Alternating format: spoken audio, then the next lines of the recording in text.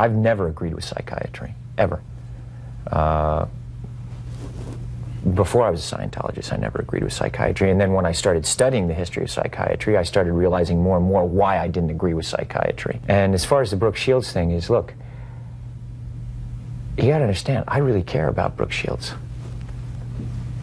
I think here's a wonderful and talented woman.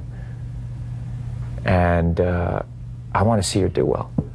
And I know that psychiatry is a pseudoscience. But Tom, if she said that this particular thing helped her feel better, whether it was the antidepressant or going to a counselor or a psychiatrist, isn't that enough? Matt, you have to understand this. Here we are today, where I talk out against drugs and psychiatric abuses of electric shocking people, okay, against their will, of drugging children with them not knowing the effects of these drugs. Do you know what Adderall is? Do you know Ritalin? Do you know now that Ritalin is a street drug? Do you understand that? The difference is this was not against her will, though. But this wasn't against Brooke's will. Matt, I'm asking you a question. I understand there's abuse of all of these things. No, you see, here's the problem. You don't know the history of psychiatry. I do.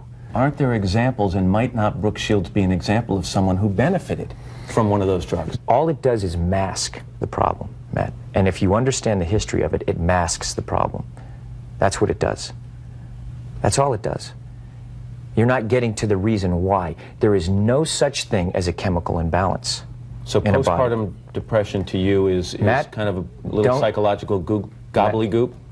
No, I did not say that. I'm just asking, what would you call it? Matt, that is the now you're talking about two different things. But that's what she went on the antidepressant for.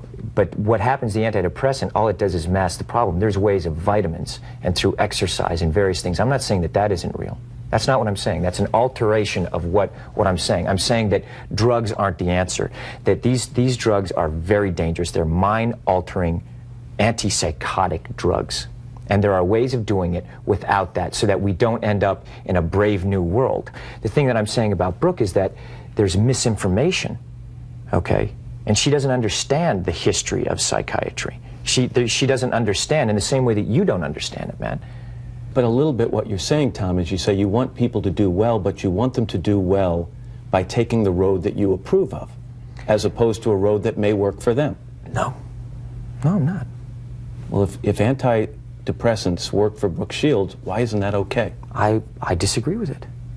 And I think that there's a higher and better quality of life. And I think that promoting, for me personally, see, you're saying, what, I can't discuss what I want to discuss? No, you absolutely can. But Matt, you're going in and saying that I can't discuss that. I'm only asking, isn't there a possibility that, do you examine the possibility that these things do work for some people? That yes, there are abuses, and yes, maybe they've gone too far in certain areas. Maybe there are too many kids on Ritalin. Maybe electric shock Too many kids on Ritalin, Matt. I'm just saying, but aren't there examples where it works? Matt, you don't even, you're glib. You don't even know what Ritalin is. If you start talking about chemical imbalance, you have to evaluate and read the research papers on how they came up with these theories, Matt. Okay, that's what I've done. And you go and you say, where's the medical test? Where's the blood test that says how much Ritalin you're supposed to get? It's very impressive to listen to you, because clearly you've done the homework and you know the subject. And you should. And you should do that also, because just knowing people who are on Ritalin isn't enough. You should be a little bit more responsible in knowing I'm not prescribing Ritalin, Tom, and I'm not asking anyone else to do it. Well, you're saying no, I know some people who seem to have been helped by it. But it's like, this is a very important issue. I couldn't agree more. And you know what? And you're here on the Today Show. Right. And to talk about it in a way of saying, well, isn't it okay, and being reasonable about it when you don't know, and I do.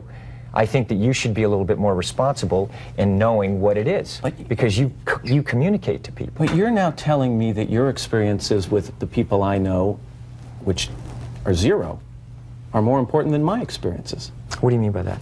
You're telling me what's worked for people I know, or hasn't worked for people I know, and I'm telling you I've lived with these people, and they're better. So you're advocating it? I am not. I'm telling you, in their case, in their individual case, it worked. I am not going to go out and say, get your kids on Ritalin, it's the cure-all and the end-all. Matt, but here's the point. What is an ideal scene in life? Okay? ideal scene is someone not having to take antipsychotic drugs. I would agree. Okay, so now you look at it and you go, okay, a departure from that ideal scene is someone taking drugs. Okay, and then you go, okay, what is the theory and the science behind that justifies that? Let me take this more general, because I think you and I could go around in circles on this for a while, and I respect your opinion on it. Do you want more people to understand Scientology? Would that be a goal of yours? You know what? Absolutely, of course. You know, how do you go about that? You just communicate about it, and the important thing is, like, you and I talk about it, whether it's, look, if I want to know something, I go and find out, because I don't talk about things that I don't understand. I'll say, you know what? I'm not so sure about that. I'll go find more information about it, so I can come to an opinion based on the information that I have.